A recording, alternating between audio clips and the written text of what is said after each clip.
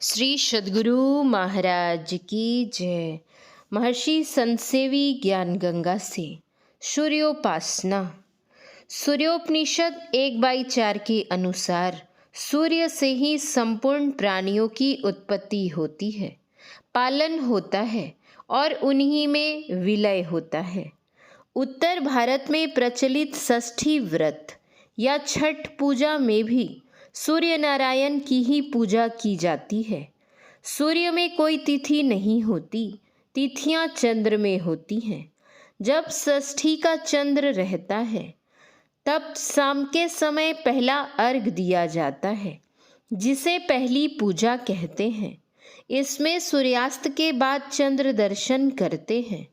दूसरे दिन जब सूर्योदय होता है फिर अर्घ दिया जाता है, इसे दूसरी पूजा कहते हैं। वास्तविक छठ पूजा आज्ञा चक्र, जिसे छठा चक्र भी कहते हैं, उसमें प्रवेश करने के बाद ही आरंभ होती है। साधक अंत साधना के द्वारा जैसे ही आज्ञा चक्र से सहस्त्रदल कमल में पहुंचता है, उसे चंद्र दर्शन होता है। यहाँ षष्ठी व्रत का पहला अर्घ पूरा होता है। वहाँ से साधक जब आगे बढ़ता है तो वह त्रिकुटी में पहुँचता है। यहाँ उसे सूर्य दर्शन होता है। महर्षि में ही पदावली में आया है, त्रिकुटी सूरज ब्रह्म दरस कर सूरत शब्द रलरी। साधक त्रिकुटी में पहुंचकर सूर्य दर्शन करता है और उसकी सूरत उसमें लीन हो जाती है। यहाँ सप्तमी का अर्घ भी पूरा हो जाता है। हम लोग नित्य गायत्री मंत्र का पाठ करते हैं। ओम भूर्भुवस्वः तत्सवितुर्वरेण्यं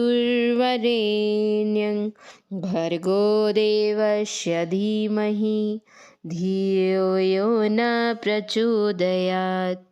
जब हम गुरु नानक देव जी से जिज्ञासा करते हैं कि ऋषियों और संतों की उपयुक्त वाणियों के संबंध में आपकी क्या धारणा है, तो वे अपनी साधनानुभूति की बात जो कुछ कहते हैं, उपनिषद एवं संत वाणी से तारतम्य करने पर शब्दशः मिली जुली प्रतीत होती है।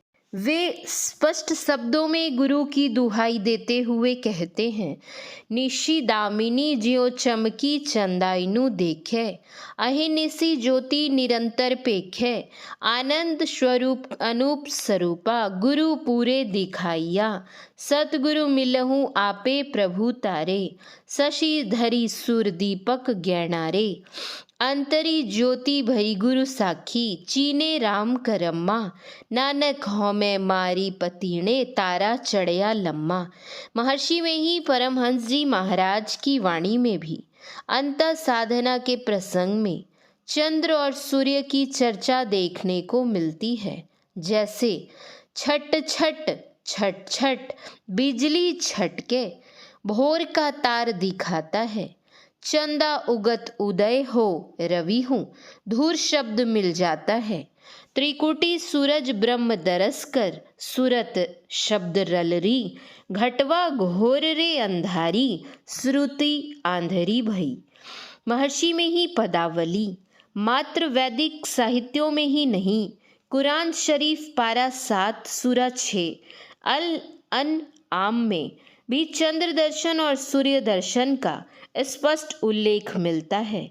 जब हम रामचरितमानस का अध्ययन करते हैं तो उसमें कई स्थानों पर सूर्य की चर्चा पाते हैं। गोस्वामी तुलसीदास जी ने विशेषकर उत्तरकांड में आंतरिक सूर्य का बड़ा अच्छा वर्णन किया है। वे लिखते हैं, जब ते राम प्रताप खगेसा, उदित भयउ अति प्रबल दिनेसा, पूरी प्रकाश रहेऊ तिहु लोका, बहुतेन सुख बहुतेन मन शोका। जब से राम प्रताप रूप अत्यंत प्रबल सूर्य हृदय में उदित हुआ, तब से तीनों लोकों में भरपूर प्रकाश हो रहा है, लेकिन उस प्रकाश से कुछ लोगों को सुख होता है तो कुछ लोगों को दुख भी होता है। अब गोस्वामी जी विभाजन करते हैं कि दुख किसे होता है और सुख किसे होता है। जिन्हि शोक ते कहूँ बखानी, प्रथम अविद्या निशा नसानी। पहले वे बतलाते हैं कि दुख किसको हुआ। जब बाहर में सूर्य उदय होता है तो रात समाप्त हो जाती है, बाहर का अंधकार नष्ट हो जाता है। उसी तरह जिसके अंदर में सूर्य उदय हो जाता है उसके अंदर की अज्ञानता रूपी रात समाप्त हो जाती है। अग उलूक जहाँ तहाँ लुकाने, काम क्रोध कैरव सकुचाने। जब अंधेरी रात रहती है उल्लू जहाँ तहाँ घूमता और चे चे आवाज करता रहता है, लेकिन दिन होते ही वह छिप जाता है, नजर नहीं आता। उसी तरह अंतर में सूर्य उदय होने पर पाप रूपी उल्लू भागकर छिप जाता है। हमारी एक स्थिति ऐसी होती है कि मन में पाप वृत्ति उठती है और हम पाप में प्रवृत्त हो जाते हैं। दूसरी स्थिति ऐसी होती है कि मन में पाप वृत्ति तो उठती है पर हम उसे दबा देते हैं कि हमें ऐसा नहीं करना चाहिए। तीसरी स्थिति में जब अंदर में सूर्य का दर्शन हो जाता है तो पाप वृत्ति उठती ही नहीं है। ऐसे व्यक्ति अग उलुक अर्थात झूठ चोरी नशा हिंसा और व्यभिचार से वर्जित हो जाते हैं। काम क्रोध कैरव सकुचाने। कैरव कहते हैं कुमुदिनी फूल को। वह चंद्रमा को देखकर खिलता है और सूर्योदय होने पर मुरझा जाता है। गोस्वामी जी कहते हैं कि अंदर में जब सूर्योदय होता है तो काम क्रोध रूप कुमुदिनी फूल मुरझा जाता है, सिकुड़ जाता है। जैसे बाहर में प्रकाश होने पर बाहर के कीड़े मकोड़े उसमें गिर गिर कर मरते हैं, उसी प्रकार जब अंदर में सूर्य का प्रकाश फैलता है तो हमारे अंदर के पाप रूपी कीड़े काम क्रोध लोभ मोह आदि उसमें जलकर समाप्त हो जाते हैं। विविध कर्म गुण काल सुभाऊ, ये चकोर सुख लहही न काऊ। चकोर पक्षी को चंद्रमा प्रिय होता है, वह रात में एकटक चंद्रमा को निहारता रहता है, उसे सूर्य नहीं भाता। उसी तरह हमारे विविध कर्म गुण और स्वभाव को आंतरिक सूर्य के उदय होने पर सुख नहीं मिलता, अर्थात इसकी प्रबलता नहीं रहती। मत्सर मान मोह मद चोरा, इन कर हुनर न कवनेहु ओरा। जो चोर होते हैं वे रात में अपनी कलाबाजी दिखाते हैं और सुबह होने से पहले भाग जाते हैं।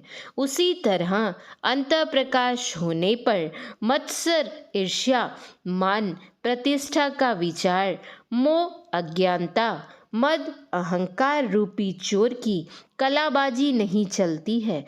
अब अंतर में सूर्य उदय होने पर किसे सुख होता है वह देखिए। धर्म तड़ाग ज्ञान विज्ञाना, ये पंकज बिकसे विधि नाना। बाहर में सूर्योदय होता है तो बाहर में कमल खिलते हैं और जब अंदर में सूर्योदय होता है तो धर्म रूपी तालाब में ज्ञान और विज्ञान रूपी आंतरिक कमल खिलते हैं। सब में ईश्वर है, यह है ज्ञान, और सब ईश्वर में है, यह है विज्ञान। आंतरिक सूर्य दर्शन से साधक ज्ञान विज्ञान की खान हो जाता है। सुख संतोष विराग विवेका, विगत शोक ये कोक अनेका। कोक कहते हैं चकवा पक्षी को। चकवा चकवी को रात प्रिय नहीं होती, दिन प्रिय होता है।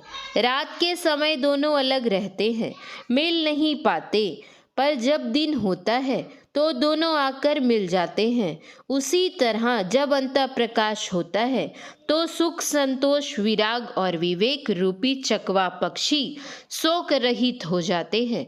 अर्थात ऐसे साधक को सार असार का ज्ञान हो जाता है। उसे विषय की चाहना समाप्त हो जाती है, सांसारिक पदार्थों से विराग हो जाता है और वह आत्म सुख प्राप्त करता है। हम पाठ करते हैं, तमसो मां ज्योतिर्गमय, अस्तो मां सद्गमय, मृत्योर्मां अमृतगमय। केवल पाठ करते रहने से हम ना तो अंधकार से प्रकाश में जा सकते, न असत्य से सत्य में जा सकते और न मृत्यु के मुख से छूटकर अमृत तत्व का लाभ कर सकते हैं। उपर्युक्त महावाक्यों में अन्योन्याश्रित संबंध है। एक तरफ तम है और दूसरी तरफ प्रकाश है। एक तरफ असत्य है तो दूसरी तरफ सत्य है। एक तरफ मृत्यु है तो दूसरी तरफ अमृत है। मतलब यह कि जब तक हम तम में रहेंगे तब तक असत्य में रहेंगे और मृत्यु के मुख में जाएंगे, और जब हम प्रकाश में जाएंगे तो सत्य में रहेंगे और अमृत तत्व की ओर जाएंगे। अंधकार से प्रकाश में हम चले जाएंगे, ज्योति को प्राप्त कर लेंगे तो असत्य से सत्य में चले जाएंगे और अमृत तत्व को प्राप्त कर लेंगे। इसीलिए ऐसी क्रिया विशेष चाहिए जिससे हम अंधकार से प्रकाश में जा सके। यही सूर्योपासना का मौलिक स्वरूप और उद्देश्य है। श्री सद्गुरु महाराज की जय। महर्षि संतसेवी ज्ञान गंगा से सूर्योपासना का कुछ अंश पढ़ा गया है। श्री सद्गुरु महाराज की जय। श्री सद्गुरु महाराज की जय। श्री सद्गुरु महाराज की जय। जय गुरु महाराज।